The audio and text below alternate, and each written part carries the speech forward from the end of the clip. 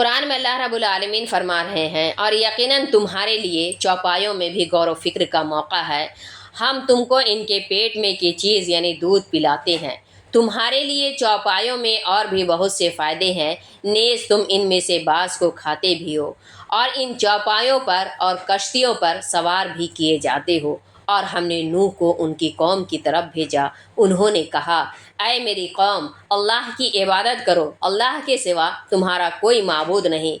پھر کیا تم اللہ کی نافرمانی سے نہیں ڈرتے؟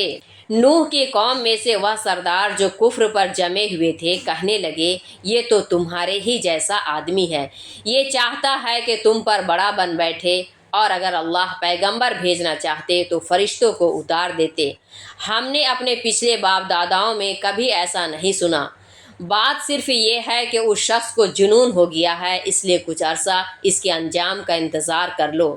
نوح نے کہا، اے میرے رب، آپ میری مدد کیجیے، کیونکہ ان لوگوں نے مجھ کو جھٹلا دیا ہے۔ چنانچہ ہم نے اس کو حکم دیا کہ ہماری نگاہوں کے سامنے اور ہمارے حکم کے مطابق کشتی بنائیے۔ جب ہمارا حکم یعنی عذاب آ جائے اور تنور ابلنے لگے تو اس کشتی میں ہر چیز کا جوڑا یعنی دو دو نر اور مادہ داخل کر دیجیے، اور اپنے گھر کے لوگوں کو بھی سوار کر لیجیے، سوائے اس کے جس کے بارے میں پہلے ہی فیصلہ ہو چکا ہے، اور ان ظالموں کے بارے میں مجھ سے سفارش کی بات تک نہ کیجیے گا، یقیناً وہ سب کے سب غرق کر دیے جائیں گے۔